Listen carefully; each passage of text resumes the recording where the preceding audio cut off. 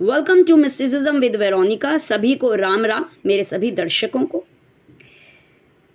मैं आज बहुत ही इंटरेस्टिंग फैक्ट लेकर आई हूँ, क्योंकि मैं शॉर्ट में नहीं डाल सकती थी। क्योंकि वीडियो है और ये बड़ी हो जाती, तो इसलिए मैंने ये एक लॉन्ग वीडियो बनाई है, जिससे कि सभी को ज्ञान अर्जित होए इस वीडियो के थ्रू। और टॉपिक रहेगा हिडन मिस्ट्रीज। और आज का जो इसका सब टॉपिक रहेगा वो रहेगा कि आपके घर में जो संतान पैदा हुई है वो शत्रु के रूप में पैदा हुई है या मित्र के रूप में पैदा हुई है। पिछले जन्म के आज मैं राज खोलूंगी। नए लोग जल्दी से चैनल को लाइक एंड सब्सक्राइब कर लीजिए एनर्जी एक्सचेंज के लिए, अगर आप इस वीडियो को देखना चाहते हैं। और जो पुराने सब्सक्राइबर्स हैं, with positive thought process with positive intentions, जल्दी से वीडियो को लाइक कर दीजिए और कमेंट सेक्शन में 666 लिख दीजिए, क्योंकि ये जो वीडियो है बहुत ही इंफॉर्मेटिव होने वाली है और आपको कुछ गहरे राज पता चलेंगे कि संतान किसी के घर में भी पैदा होती है, लड़का या लड़की के रूप में, वो क्यों पैदा हुई है और वो उसका प्रकार क्या है।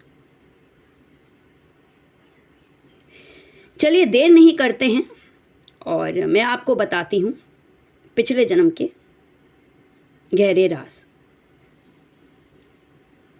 देखिए, पूर्व जन्म के कर्मों से ही व्यक्ति को उसके दूसरे जन्म में माता पिता, भाई बहन, पति पत्नी, दोस्त दुश्मन आदि रिश्ते नाते मिलते हैं, क्योंकि इन सब से या तो कुछ लेना होता है या फिर कुछ देना होता है।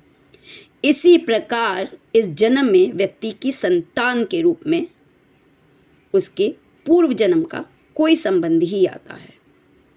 और शास्त्रों में इसे 4 प्रकार का बताया गया है। पहला प्रकार है, ध्यान से सुनिएगा, ऋणानुबंध संतान। यदि आपने पिछले जन्म में किसी से कोई कर्ज लिया हो या उसे चुका नहीं पाए, तो आपके इस जन्म में वो व्यक्ति आपकी संतान बनकर आपके जीवन में आएगा या आएगी। और तब तक आपका धन जो होता है ना, मनी, वो व्यर्थ होगा, बेकार जाएगा, जब तक उसका पूरा हिसाब ना हो जाए। मेरे ख्याल से आपको इस संतान का प्रकार समझ में आ गया है। अब हम दूसरे प्रकार पे जाते हैं, शत्रु संतान।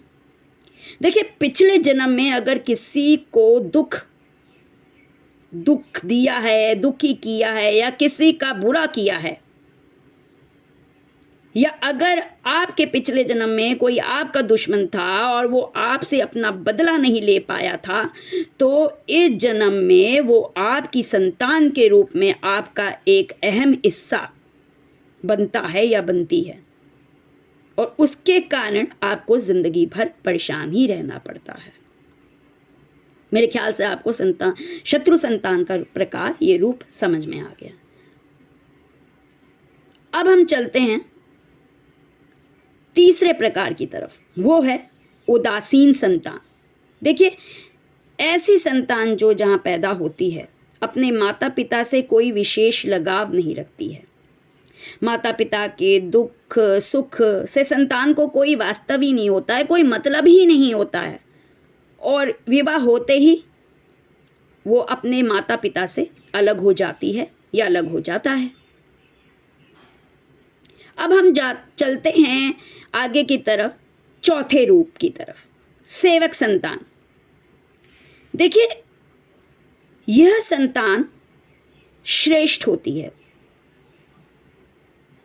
यदि पिछले जन्म में आपने बिना किसी स्वार्थ के किसी का बहुत ही सेवा की है, कहते हैं ना, निस्वार्थ, तो वह व्यक्ति आपका कर्ज उतारने आपके वर्तमान जन्म में आपकी संतान बनकर आपकी सेवा करने के लिए जन्म लेती है या लेता है।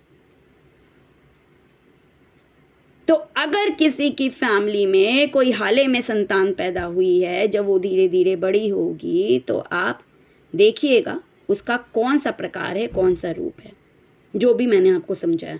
और जिनके घरों में संतान हैं, इस वीडियो के माध्यम से आप इस फ़र्क को पहचान सकते हैं, उस प्रकार को पहचान सकते हैं जिससे कि आप सावधानी बरत सकें, या अगर वो सेवक संतान के रूप में पैदा हुई होगी या हुआ होगा तो ये आपके लिए एक आशीर्वाद, एक वरदान से कम नहीं है। सृष्टि का वरदान मिला है आपको, क्योंकि आपने निस्वार्थ किसी की मदद की इतने, तो आपको रिवॉर्ड तो मिलता है, बनता है।